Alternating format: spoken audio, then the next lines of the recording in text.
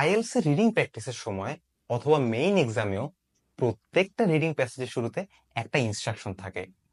You should spend about 20 minutes on questions blah to blah. মানে এক একটা passage শেষ করার জন্য 20 মিনিট সময় ইউজ করা উচিত, রাইট?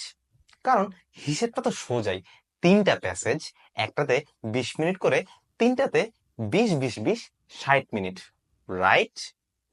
রং। কারণ ধরেন আপনি প্রথম প্যাসেজ শেষ করতে 20 মিনিট সময় নিলেন, কিন্তু সেকেন্ড প্যাসেজটা একটু কঠিন হওয়ার কারণে আপনার সময় লাগলো 25 মিনিট। তখন শেষ প্যাসেজের সময় থাকবে কতক্ষণ?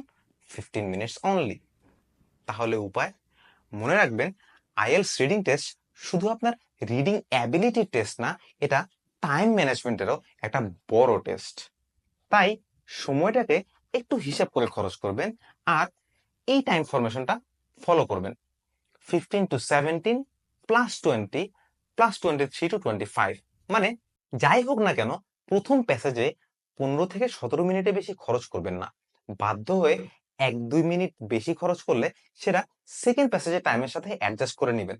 তাহলে আপনার শেষ প্যাসেজের জন্য যথেষ্ট সময় হাতে থাকবে। অন্যথা আপনি প্রথম দুটি প্যাসেজ ঠিকভাবে শেষ করতে পারলেও হয়তো আপনার শেষ প্যাসেজ শেষ করতে অনেক প্রবলেম ফেস করতে হবে, বিকজ শেষ প্যাসেজের সময় আপনার উপরে প্রেশার থাকবে অনেক বেশি। So try to follow this formation, and if you like this video, click on the bell icon and subscribe. Thanks.